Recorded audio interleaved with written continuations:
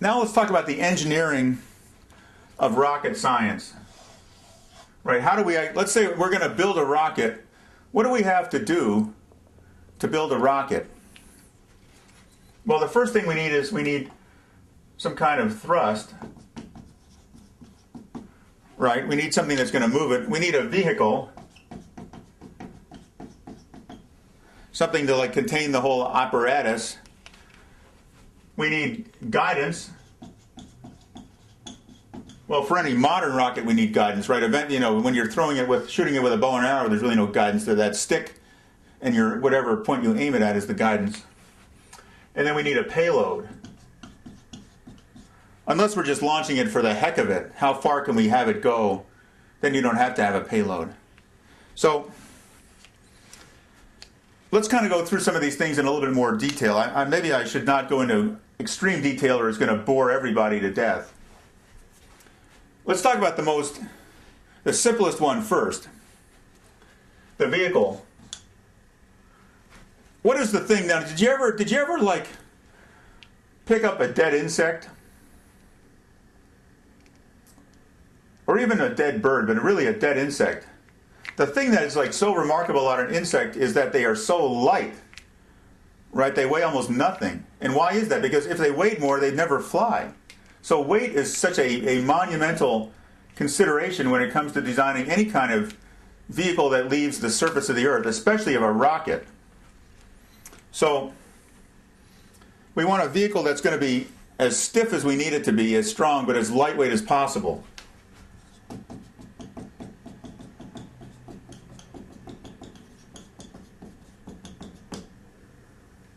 That one's, and it's usually an exoskeleton.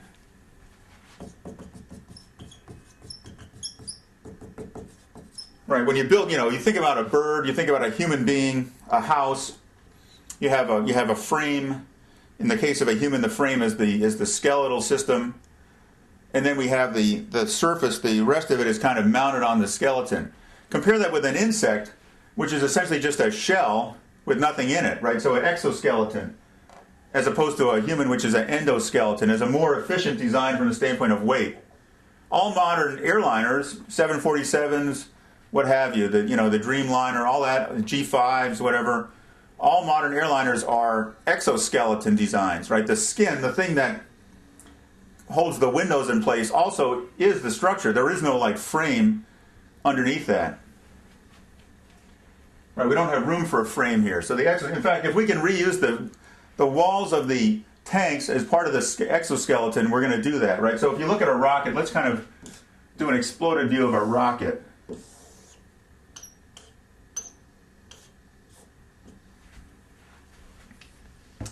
Let me draw my nozzle a more anatomically correct nozzle.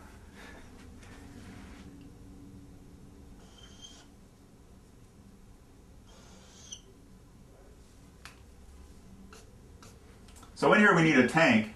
Well, we have to have payload, right?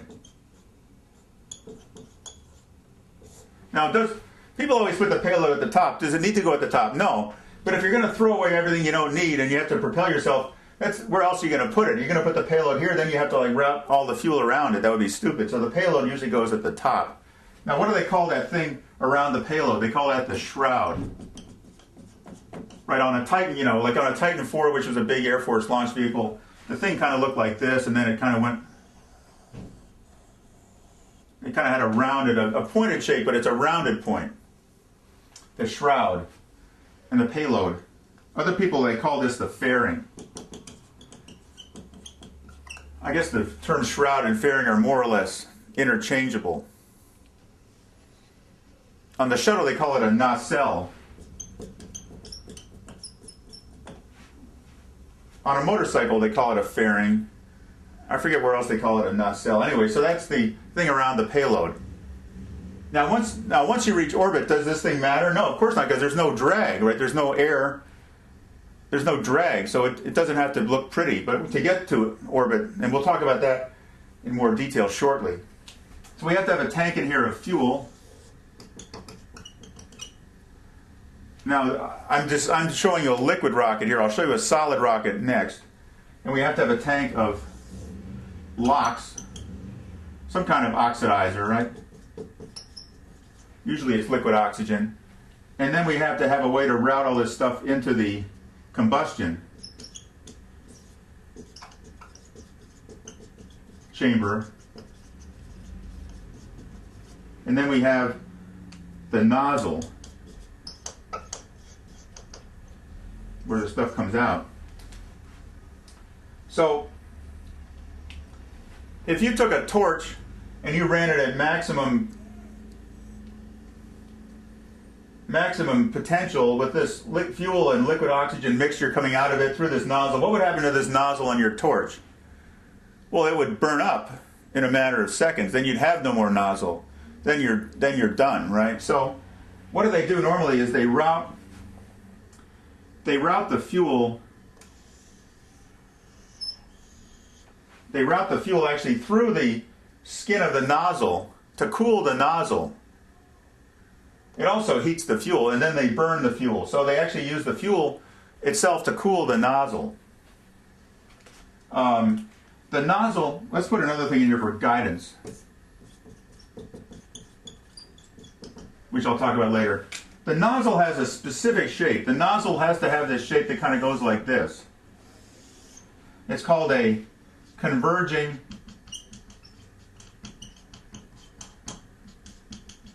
diverging shape. And it's this shape, it's only with a so-called converging, so the actual nozzle starts like this. Here's the converging part.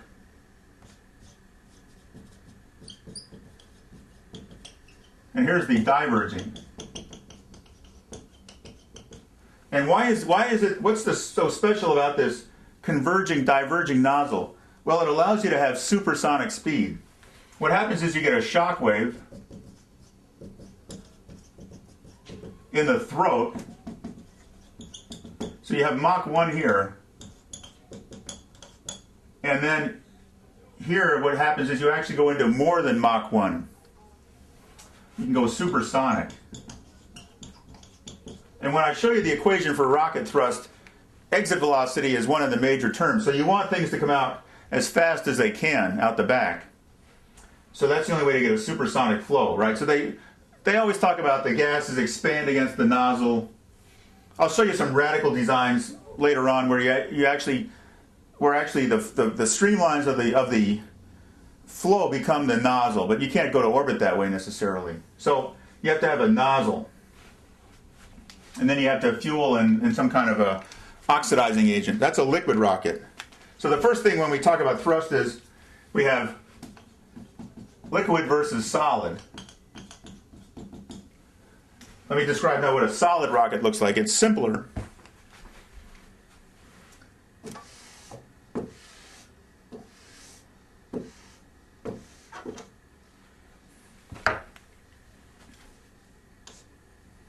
It still has a nozzle, but the whole inside of the thing, I guess, is the whole inside of the thing are these grains.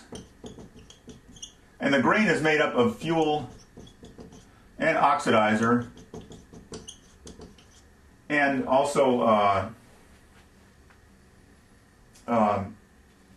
some kind of a binding agent, or something that some way manages how fast the reaction happens. I forget the term for that, but it's made up of a few things, these grains, and these grains just populate the entire thing. And what happens is you light it down here, and then it just continues to burn itself up all the way through the vehicle. Now notice one of the differences, I should have left my liquid drawing here, but let me make an abbreviated liquid drawing over here.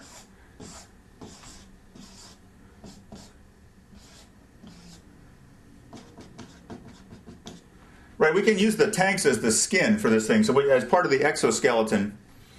The combustion is only happening here. So this is the thing that really has to be super strong, is this little part right here. The rest of it is just a tank for liquid oxygen or liquid, hydrazine or whatever we're using. So it's not as critical to have it that strong. Whereas in a solid rocket, since the whole thing is going to burn up, you have to have the strength throughout. So the whole motor, the whole vehicle has to have a lot of strength, whereas here you don't have to have that much strength because only the combustion area is where things are really getting hot and heavy. So that right there gives you the major. If you remember on that last diagram, the solid rocket propellant had a much lower specific impulse than the liquid, and that's why, because in a liquid you can have a much more lightweight structure. Now, let's do a few pros and cons of solid versus liquid.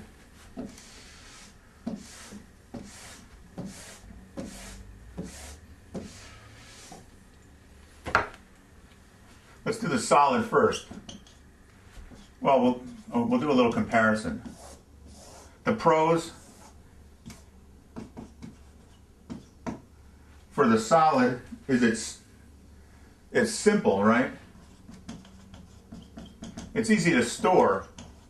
You know, when you see like the Saturn V or, you know, a Titan IV or a space shuttle on the pad, there's all these things connected to it, all this stuff is spewing out, right? All that, you know, because you have to keep, first of all, everything cryogenically cooled, and then you have to make sure that it's, you know, you're keeping the tanks topped off. So the operation on the pad is, you know, monumental. Whereas solid, you know, all it is that you can store it. So that's why the U.S. went to all solid ICBMs, intercontinental ballistic missiles. So every missile sitting in a silo somewhere where we put it in that silo and maintain it, but we don't really want to touch it until doomsday, which we hope will never come, but, you know, could be like 20, 50 years. We want that thing to fire when we actually have to have it fire. So we use solids for that. It's much easier to store. So those are the pros. What's the pro for a liquid? Well, it's higher ISP is one thing. The specific impulse is greater, and you can throttle it. So the pro for one thing is the con for the other. The con for a solid is that cannot throttle it. Which means once you ignite it, it's going to go. You have no choice. It's going to go once you ignite it. Whereas the liquid, you can turn it on, you can turn it off, you can restart it. So it gives you that additional flexibility, which we use in the space shuttle. And I'll talk about the whole space shuttle later. You'll see how this really makes a huge impact on people's lives. So you cannot throttle it. It has lower ISP.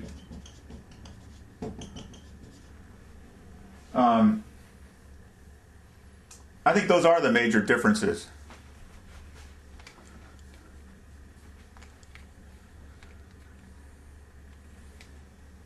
Well, let me say one thing. There is a liquid design. A more modern liquid is a combination of nitrogen tetroxide, N2O4, and hydrazine, which is N2H4 hydrazine. Hydrazine is mildly toxic, not like it's going to kill everybody if you touch it, but remember when we had that spy satellite that was re-entered recently, and the worry, at least the pretext for shooting it down was we didn't want the hydrazine to be to contaminate any geographical area. You know, if the thing landed in Hermosa Beach, it might have, there'd be hydrogen scattered over a 2-block area or whatever it was. So we didn't want the hydrazine, but that's in a modern fuel. But this particular combination is called hypergolic. That's a rocket term, hypergolic. What that means is that as soon as they touch, they ignite automatically. So if you're going to store a liquid rocket, this is the way to do it, is using hypergolic fuel. So that's the thrust and the structure component.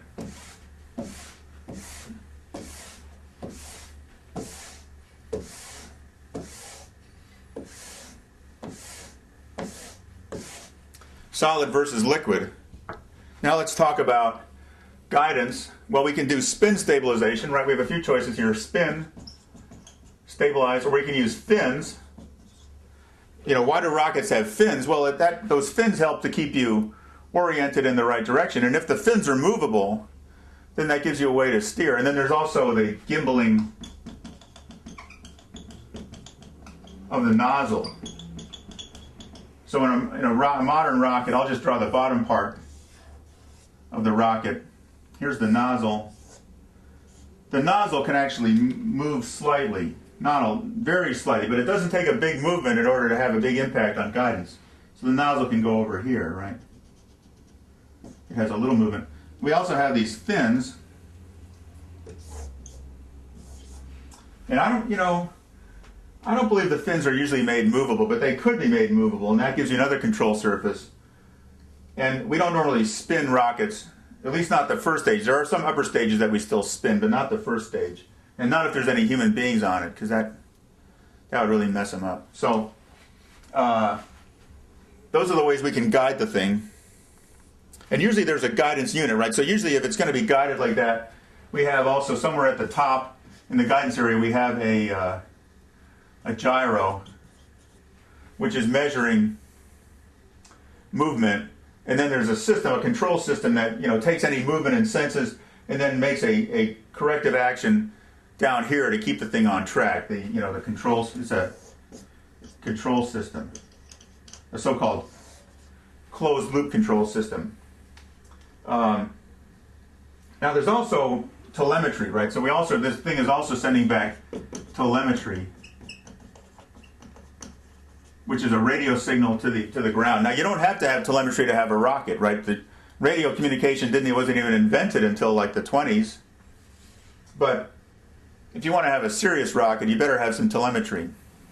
Now notice that missiles do not often have telemetry. ICBMs have telemetry, but normal missiles do not have telemetry. I remember being at a symposium at Stanford University right after the first war in Iraq. So this was in the 1992 timeframe, and there was this thing called the Patriot missile. And the Patriot missile was designed to shoot down other missiles, like those from Saddam Hussein. And it was questionable whether the Patriot had actually ever shot down any missile successfully, or whether, in fact, Saddam's Scud missiles were just destructing, blowing themselves up in the course of their flight. And the guy showed a video, and people were saying, "Oh yeah, there's the intercept," but then you see this thing continuing down to hit the target. Anyway, then he mentioned, then the scientist started lamenting how there was no instrumentation on these Patriot missiles. There was no telemetry. Well, sorry, buddy, but we don't put telemetry on bombs, because what are we going to do with it? So anyway, that's another component of the whole problem. And then we talked about the payload, right? So let's talk a little bit more about the payload.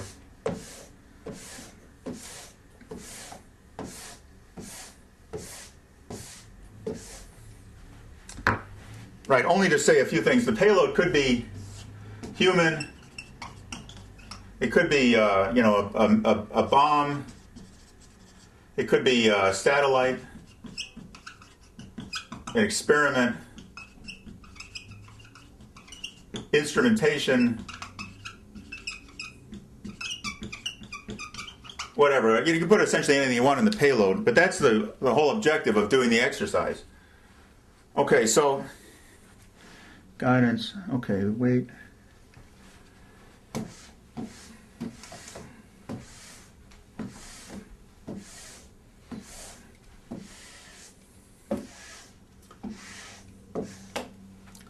Let's talk for a second about staging.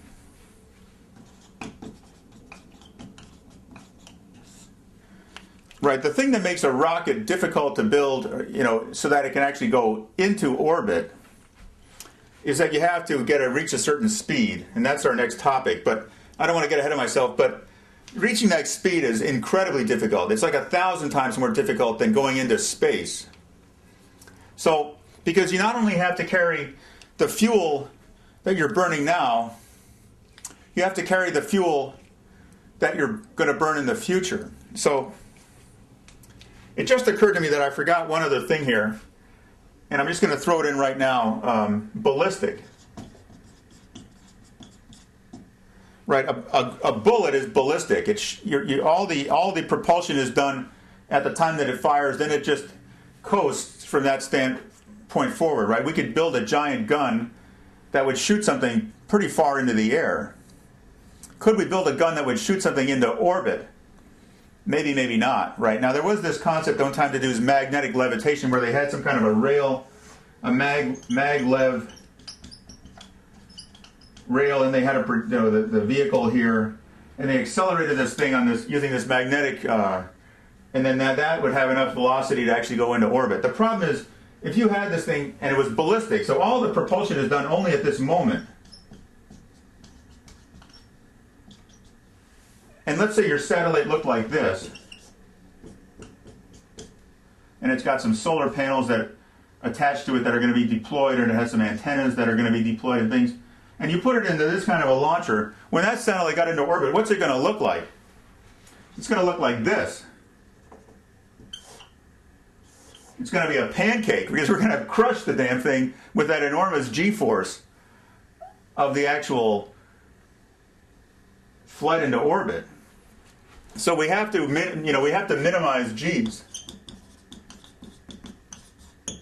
G's it's a way of just describing gravitation acceleration. So we want, if I were to throw this pen with enough force, I would actually buckle in the end of the pen a little bit. So that's the G-force. For some reason, we always measure relative to what 1G. 1G is gravity as we know it, the thing that causes me to stand on the Earth's surface. So we have to minimize the G. So we use staging, right? So ballistic is not a viable option for putting anything of use into orbit. But nevertheless, it is another way to get into orbit without having anything to do with rockets. So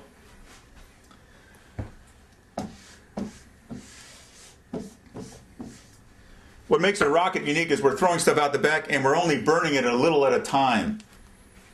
If we're going to have human beings, I think a maximum realistic G-force is like 9, something like that. If you want to just have a payload, maybe you can go to 13. But even that's going to you're going to have to build a much stiffer satellite in order to withstand the launching.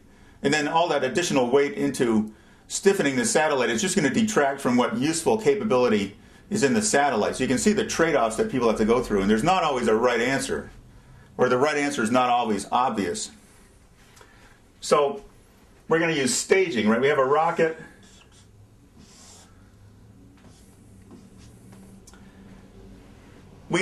Since we can only go at a certain G speed, we have to accelerate to that speed, with minimizing without going over a certain G limit.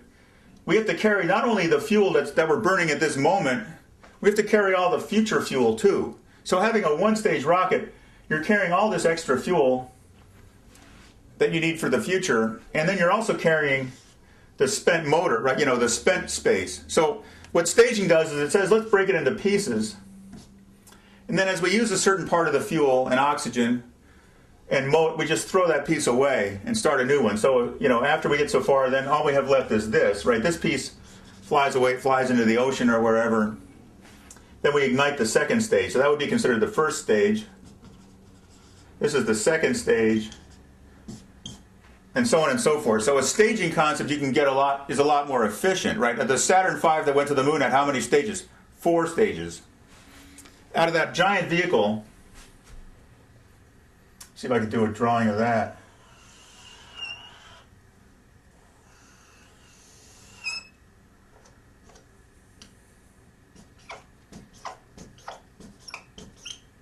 It had, I believe, five motors on it.